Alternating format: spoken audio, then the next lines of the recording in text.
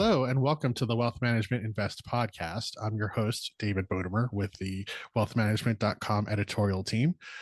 This month, we have with us Mike Scarsciotti, who's the head of investment specialist at Fidelity Investments. We're going to talk about some themes in portfolio construction, some investment outlook, lots of good stuff. So, Mike, welcome to the podcast.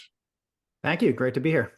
So before we kind of dive into it, if you can just take a minute to let our guests know what just where you sit within Fidelity and what your role is. Yeah, absolutely. So we sit within our Fidelity Institutional Division. So we basically serve our financial advisor clients. My organization partners with our sales and relationship management team to provide investment consulting services to our financial advisors that we serve.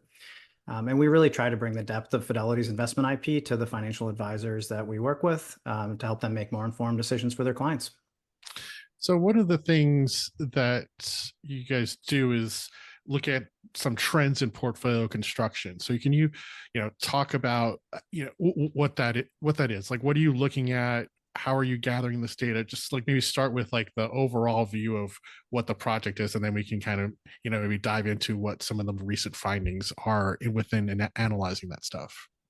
Yeah, absolutely. We part of the benefit that we try to bring is we try to bring insights to clients, and we do that through multiple different lenses, whether that's thought leadership, portfolio construction, or talking about the end investment solutions. The portfolio construction capability, we really do that in two ways.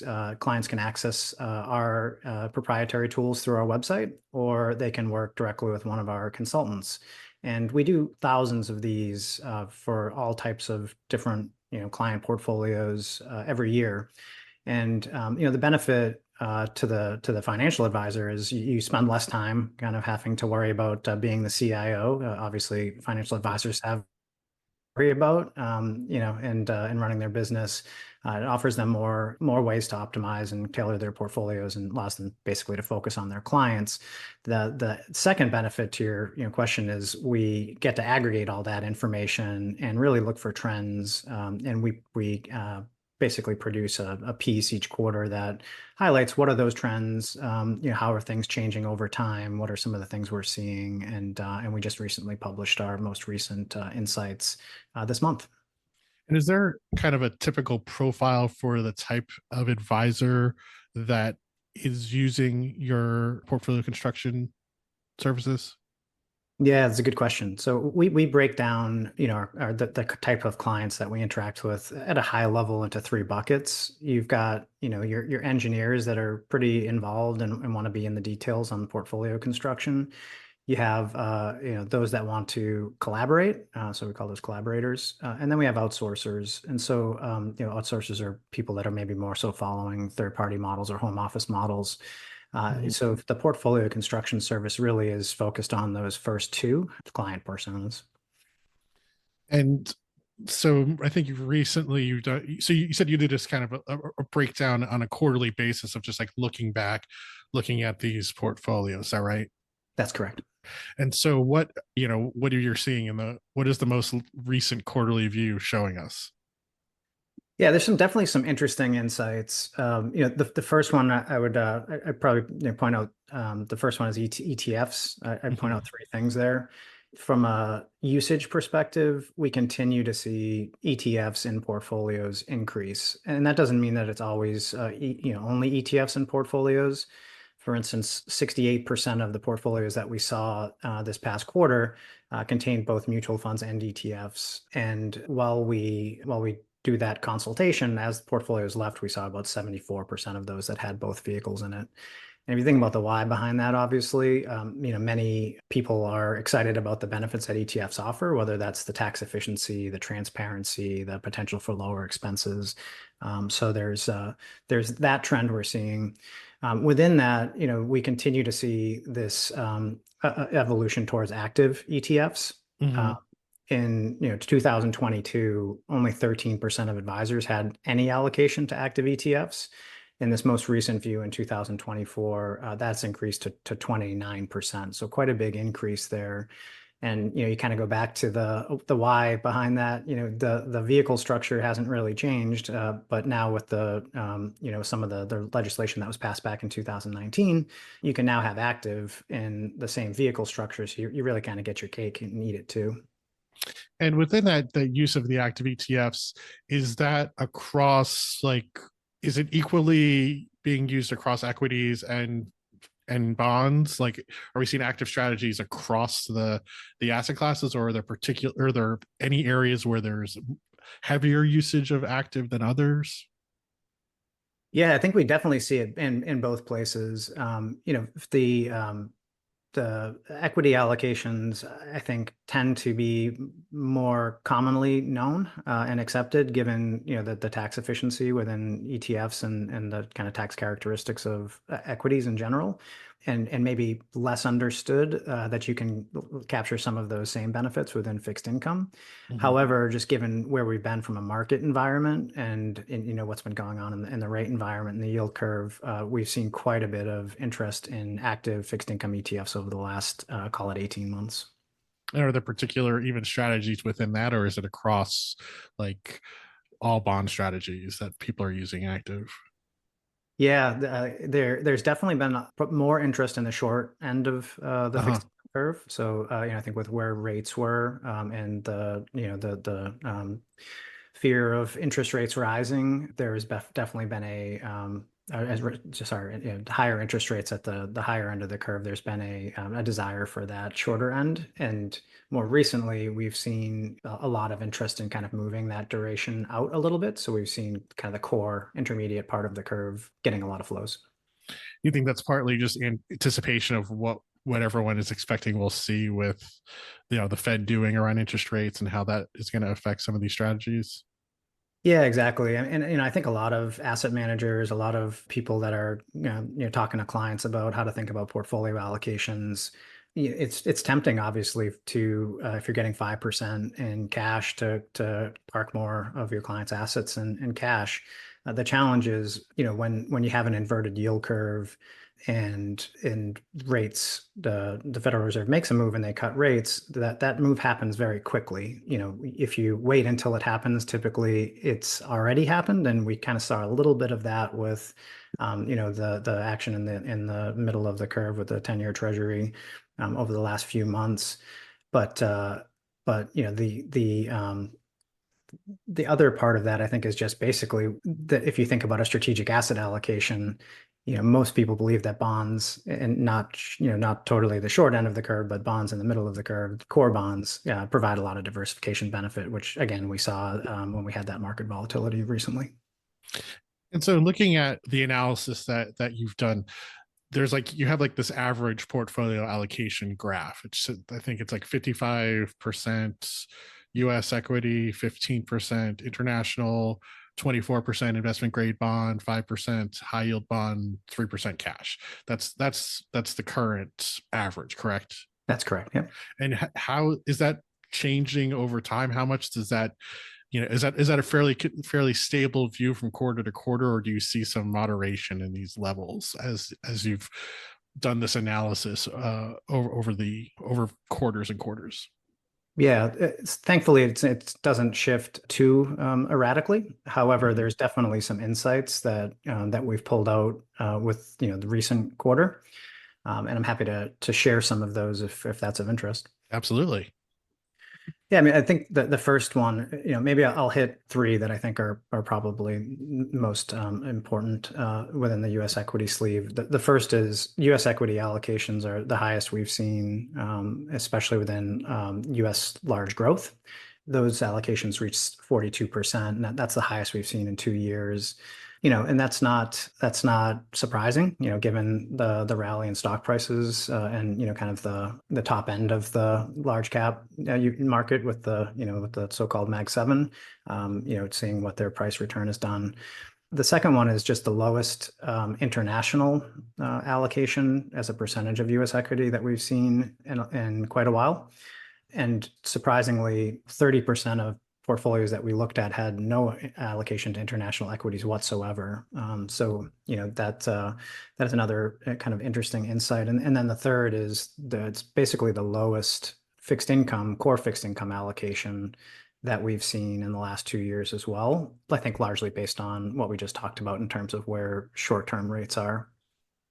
Yeah, so I guess like overall, like thinking about the bigger numbers, this is essentially a 70-30 portfolio. It seems like it's like the average right now. That's right. Yeah. And we've talked a lot of times, people talk about 60-40 is what we've talked about for a long time. So it's interesting that the average is actually 70-30 here. It is, and that has changed. Was there a period where it did more look like 60-40? Historically, it's been closer to the 60-40. Okay. Absolutely. And so do you have any sense of whether there'll be like any rebalancing going ahead, or it's just, yeah, it's interesting to see that this is where we're at right now, at least on the average level. Yeah, I think that there's certainly that's the message we're driving to our clients is that it's always prudent to be rebalancing. Yeah, I think there's the old adage of slow and steady wins the race. But if you think about what U.S. equities have done, over the last decade, some may say, well, fast and steady wins the race too, wins the race better than slow and steady. But the reality is, much like what I talked about in the fixed income market, things change quickly and you often don't have a signal that they're going to change. So, a big part of what we've said is, if 70-30 is the right allocation based on the goal of your clients, then that's good. You should be invested as towards a 70-30 kind of risk profile portfolio. Looking within the portfolio itself, you want to make sure that that's also diversified within the equity and the fixed income exposure. But it seems like, if you look a click deeper, again, I mentioned the higher U.S. growth allocations within fixed income. The high yield allocation is 17% of that portfolio. So those are fairly high historically, and those are in riskier assets. So the guidance that we're giving is if that's appropriate based on the client's goal, then that's good. If you're not sure, it's a good opportunity to take a look and make sure that you understand what's under the covers. So some of the other numbers that you have in this analysis, and by the way, we will have a link in the show notes to exactly what we're talking about, so folks can dive into this for themselves. But another part of it is like the average number of holdings and asset managers within portfolios. What is that telling us? Yeah, I think there's a few things there. I spent some time in our defined contribution business, and I think the trend there is starting to pick up when you look at the wealth management business, and it's really around making sure that you have a good sense of the partners and the asset managers that you're using, that you have high confidence in them, that you're managing the cost of the portfolio, and that you're getting what it is that you're expecting to get out of the portfolio. So what we've kind of seen is shifting towards fewer managers, and Mm-hmm. really trying to make sure that the positions that you have in the portfolio are doing the job that they're supposed to be doing. The one interesting thing when you think about the number of holdings is over the last few years, there's really been an explosion of I'll call them alternative investments broadly, but really what I mean is there's options to put into portfolios that aren't public equities and public bonds. And that's another kind of insight that we saw. 16% of portfolios had liquid alternative allocations, and the average weight was 8% this year as opposed to 5% last year. And I had an opportunity to listen to your recent podcast with Jake Elliott, which I thought was great. And that's saying something, right? There's a desire to look at other means of getting the returns and the risk profile, basically the objectives that the client's trying to achieve, and adding different exposures to portfolios can help to do that. And when you talk about liquid alternatives, exactly what does that entail at this stage? Yeah, largely it's diversifying solutions. So kind of think about hedge fund solutions and liquid Mm-hmm. vehicles, and that the most common that we're seeing is hedged type equity exposure, so option-based equity exposures, or things like managed futures or Mm-hmm. those types of kind of non-zero beta exposures that will work differently than the broader equity markets. And then what about like illiquid alternatives? Is that something that you would capture, or is that something that doesn't apply to the type of portfolios that you're analyzing here? Yeah, we don't report out on the illiquid Okay. portions, but it's certainly something that we're seeing a growing interest in. We do, we do see still the far south of 5% of portfolio allocations in illiquid alternatives, but that is also shifting. When we're talking to clients, whether they're using illiquid alternatives or not, I think, almost every conversation that I can recall over the past few months, has asked about the space and what Fidelity and other asset managers are doing and what their peer advisors are doing to take advantage of those opportunities for their clients. Yeah, there certainly seems to be no shortage of activity in the product development right Right. now. So it's definitely going to be interesting to see how this plays out over the next few quarters. I think. So another piece is, I believe that you have a third quarter investment outlook that's going to be coming out shortly. Is that right? That's correct. We just recently published that this month. So, what are some of the major? Yeah, I'm sure you touched on, I think, some of the themes already, but if you want to just again maybe talk a bit about some key takeaways for folks as we are for Q3. Yeah, I think there's been a lot of talk and debate on what's going to happen. We tend to look at it through the lens of the market cycle, and then we try to assess where we are in the market cycle and how best to invest based on what that has historically told us. We think we're somewhere in between where I think we hear others talk about, which is we maybe don't think that we're in the Goldilocks scenario of the Fed is able to bring inflation all the way back down to the 2% nice and orderly, and then everything works, growth continues, and kind of all assets benefit. We also don't feel like we're in the scenario where the economy, screeches to a halt. The Fed makes a mistake, and we end up in recession. Largely that comes on the back of our inflation work. Our inflation analyst, Colin Crowner, we recently did some thought leadership on this.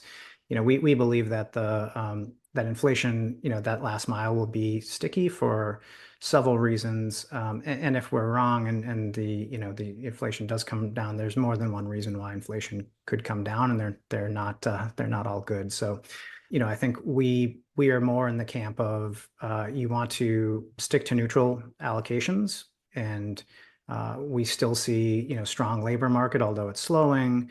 We still believe that the economy can grow, and that should benefit still investing to cyclical equities over defensive equities, and really focusing on high quality bonds. And lastly, diversification, right? So like I mentioned in the insights, we see very low international allocations, very low kind of non-large cap U.S. equity allocations. So, we believe that there's opportunity to look at those areas to get more diversified. You mentioned like last mile for inflation. What do you mean by that? Yeah, so if the Fed has two mandates, Mhm. the dual mandate of employment and inflation, and I think whatever folks think that the neutral rate of inflation is, essentially what they're trying to do is get inflation down to a point where that they feel like they can keep rates at a steady point and bring the Fed funds rate down to that neutral rate. And largely people use 2% as a number. We won't debate what that is here, but with the recent CPI and PCE prints, most people think that they're on their way there, and they will be good. They'll be able to kind of slowly cut rates, and that's why the prediction for the number of rate cuts has come down from where it was last year to the 9 that we have today. What we think is that, typically you have this chance of seeing a reacceleration or just a flattening of inflation when you get to a certain point. And Hmm. that's really because there's kind of transitory inflation and then there's more sticky inflation. Think transitory inflation is, things like automotives and gasoline and things like that. There's sticky inflation, more persistent inflation sectors like housing and services. If you look at the inside the data, the latter really has been more persistent and hasn't come down. And that's a real big part of the inflation component. So really what it means is if they can't get that all the way down, it poses a question of can they cut rates all the way to where folks think they are and will all asset classes benefit? That's really what we're watching. Interesting. Yeah, and then like, but you also mentioned with the dual mandate, I guess like the labor picture has shown some concerns recently. I think with the how the unemployment rate has ticked up. I mean, it's still like at such the lowest level. If in a vacuum, you look at the unemployment rate and it's just like lower than it's been forever, but actually it has come up a little bit. So from the absolute lows, but I guess that also has to factor into some of their decision making as well, because they do, like you said, they do have the dual mandate. Yeah, absolutely. And this is why this is so difficult, right? And frankly, why we have some humility to say that being more neutral is probably the right and prudent thing to do for clients. You have to dig into labor. Unemployment rate is one measure, but it doesn't take into account, what's new coming into the labor force Right. as well. And so, Right. there's a base effect there. And if you think about, the demographics with whether it's, new workers coming in, from other countries, or it's new people joining the labor force that maybe haven't participated, over the last 5 years, we're seeing a lot of that. So there's definitely supply in the system as well, which also helps, to combat wage growth, which is another concern that the Fed is trying to battle. So when you take those factors into consideration, they're slowing, but there's also, some tailwinds there as well, Mm. which is why we believe that it's not as bad as some would make it seem in terms of tipping towards the recession scenario. So are there any where are there some opportunities in the current market? Where are things that people maybe not thinking about? Yeah, it's a really good question. We've kind of talked about the big picture stuff that's really more long-term in nature, right? Getting the portfolio back to the neutral allocation and thinking about, the full opportunity set. One area that we're constantly looking at is, where are valuations or sentiment or momentum, kind of really out of favor and is there an opportunity for mean reversion? And real estate is definitely one of those opportunities that we're seeing where it's been long out of favor. There's a lot of focus on office, which is only a small part of the overall real estate Yep. spectrum. And frankly, I think when people hear real estate, they often think of the equity side of that, but there also is debt there too. And with a significant portion of the real estate debt market, public debt market coming to maturity in the next few years is a really compelling opportunity for investment in that space. So you've started to see that turn over a little bit recently. So we're watching that pretty closely as a potential opportunistic opportunity. Yeah, that's interesting. I mean, I come from covering real estate from a long time before sitting in my current role, and so you're speaking my language when you talk about some of the misperceptions around real estate, like this sense that real estate's bad because the office market has had some challenges, when there are all these other sectors that are chugging along. And then if you look at the REIT fundamentals, they've maintained balance sheet discipline. They're posting pretty good quarter on quarter results, and I think they have dipped into the markets pretty at a pretty good level, like at a pretty good clip. So that I'm glad that you kind of pointed that out as an opportunity, because I don't think a lot of people think about that. Yeah, absolutely. And sometimes it's best to be looking at the place where everybody is not looking at. Yeah. So Well, on that note, I think we've talked for. I've taken a chunk of your time here. I appreciate all these insights. Before we wrap up, I just wanted to give you a chance to, if there's anything that you wanted to underscore, or anything that you want, last thoughts that you want to leave the listeners with. I'll just give you a chance to wrap up. Yeah, thank you. No, this has been great. I appreciate it. And I would just end with kind of where I started. We're here to help. Many of the advisors we talk to want to spend less time managing their money, and we managing their clients' money rather. We, want to offer the ability to tap into our expertise and let you spend more time with your clients.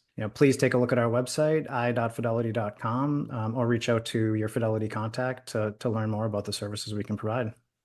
Great. We'll put links in our show notes so people can find you there as well. But yeah, so thank you again for coming on the podcast, Mike. It's been great to pick your brain. My pleasure, David. Thank you. All right. Thank you, Mike. And thank you, David. David, how can people get in touch with you? You can find our content at wealthmanagement.com in our investment section. You can also find me on LinkedIn if you want to reach out and connect with me there. All right. Well, thank you. And thank you for joining us today. Please like, follow, and share this podcast with your friends. Until next time, I'm Wendy McConnell.